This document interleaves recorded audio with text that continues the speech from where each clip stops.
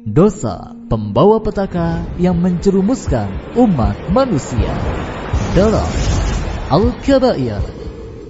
Alhamdulillahirabbil alamin wa bihi nasta'in ala umurid dunya waddin wassalatu wassalamu ala nabiyyina wa habibina sayyidina wa maulana Muhammadin wa ala alihi wa ashabihi ajmain, amma ba'd. Hukum pelaku dosa besar. Saudara kaum muslimin rahimakumullah, dosa adalah satu perbuatan yang diharamkan oleh Allah Ta'ala atas hamba-hambanya. Menjauhi perbuatan-perbuatan dosa adalah bentuk ketakwaan seorang hamba kepada Allah Ta'ala.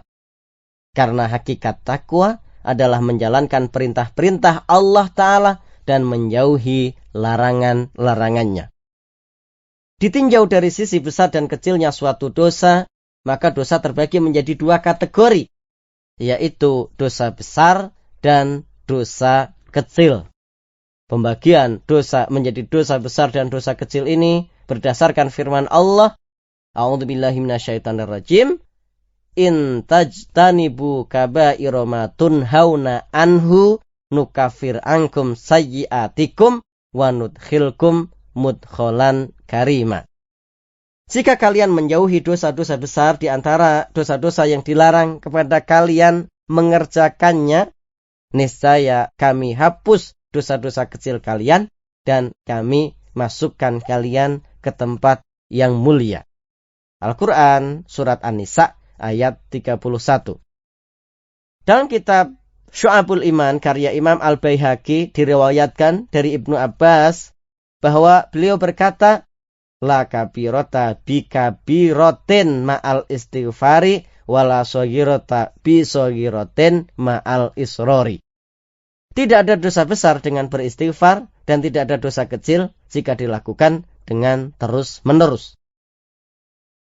Saudaraku kaum muslimin rahimakumullah. Pertama, dosa besar, kabirah. Dosa besar adalah setiap dosa yang mengharuskan adanya hukum had di dunia atau yang diancam oleh Allah dengan neraka atau laknat atau murkanya. Ada pula yang berpendapat bahwa dosa besar adalah setiap maksiat yang dilakukan seseorang dengan terang-terangan, berani, serta meremehkan dosanya. Contoh dosa besar adalah sebagaimana yang terdapat dalam hadis yang diriwayatkan oleh Imam Bukhari dan Muslim, an Abi Hurairah anna Rasulullah sallallahu alaihi wasallam qala ijtanibus sab'al mubiqati. Qila ya Rasulullah wa ma hunna?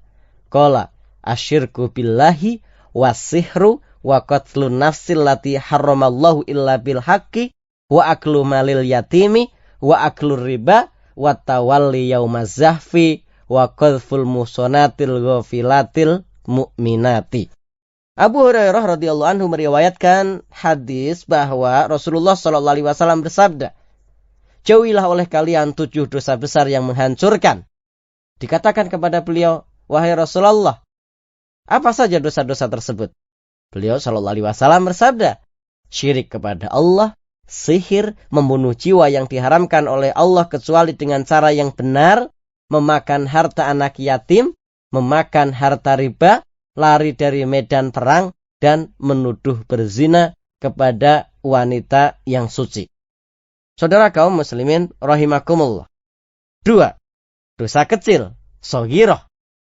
Dosa kecil adalah segala dosa yang tidak mempunyai hukuman had di dunia, juga tidak terkena ancaman khusus di akhirat.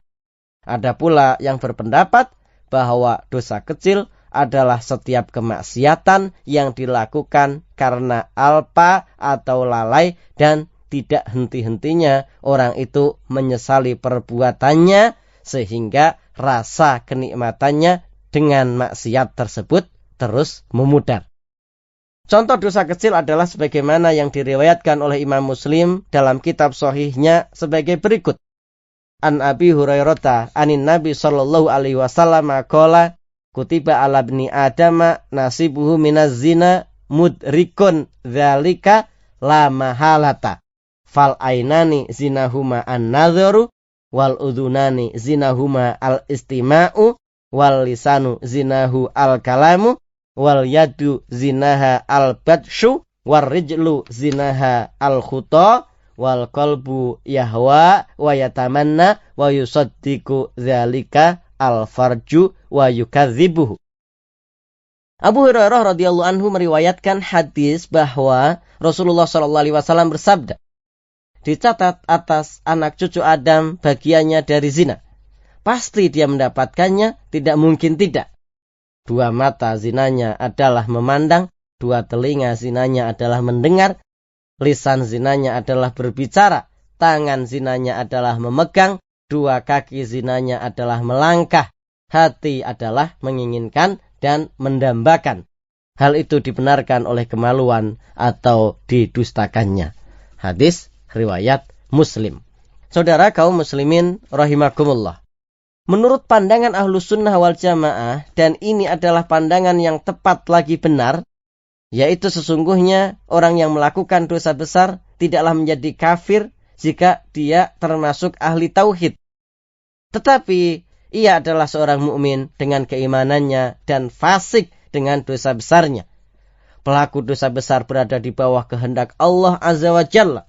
Apabila Allah Azza wa Jalla berkehendak, dia mengampuninya, dan apabila dia berkehendak pula, maka dia menyiksanya di neraka karena dosanya. Kemudian Allah Azza wa Jalla mengeluarkannya dan tidak menjadikannya kekal di neraka. Dalam masalah hukum pelaku dosa besar, terdapat pandangan yang salah dari paham dan aliran sesat yang ekstrim. Dalam hal ini, mereka adalah pertama, Murji'ah, menyatakan bahwa maksiat tidak membahayakan, berpengaruh buruk bagi orang beriman, sebagaimana ketaatan tidak bermanfaat bagi orang kafir. 2. Mu'tazilah, mengatakan bahwa orang yang berdosa besar ini tidak mukmin dan tidak juga kafir, tetapi ia berada pada tingkatan yang ada di antara 2 tingkatan tersebut. Namun demikian, apabila ia keluar dari dunia tanpa bertaubat, maka ia kekal di neraka. 3. Khawarij, mengatakan bahwa orang yang berdosa besar adalah kafir dan kekal di neraka. Saudara kaum muslimin rahimakumullah. Sebagaimana yang telah disampaikan terkait hukum pelaku dosa besar, yang benar adalah pandangan Ahlus Sunnah wal Jamaah, yaitu pelaku dosa besar tidaklah kafir selama masih bertauhid. Pelaku dosa besar adalah seorang mukmin yang kurang sempurna imannya. Di antara dalil yang dijadikan sandaran oleh Ahlus Sunnah adalah firman Allah Azza wa Jalla dalam surat Al-Hujurat ayat ke-9.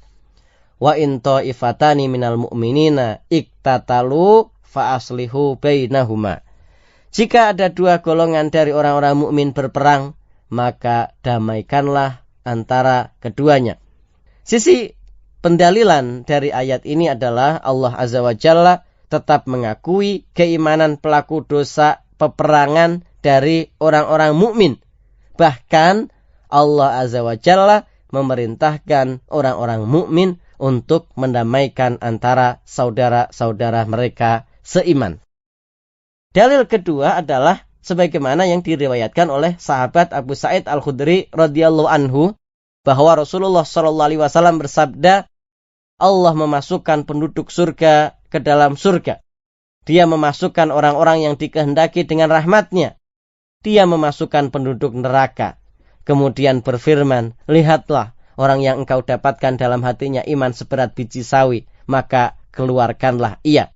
Maka dikeluarkanlah mereka dari neraka dalam keadaan hangus terbakar. Lalu mereka dilemparkan ke dalam sungai kehidupan atau air hujan. Maka mereka tumbuh di situ seperti biji-bijian yang tumbuh di pinggir aliran air. Tidakkah engkau melihat bagaimana ia keluar berwarna kuning melingkar? Hadis riwayat Bukhari dan Muslim. Sisi pendalilan dari hadis ini adalah tidak kekalnya orang-orang yang berdosa besar di neraka. Bahkan orang yang dalam hatinya terdapat iman yang paling rendah pun akan dikeluarkan dari neraka. Dan iman seperti ini tidak lain hanyalah milik orang-orang yang penuh dengan kemaksiatan, dengan melakukan berbagai larangan, serta meninggalkan kewajiban-kewajiban. Wallahu a'lam wa sallallahu ala nabiyyina Muhammadin wa ala ali Muhammad.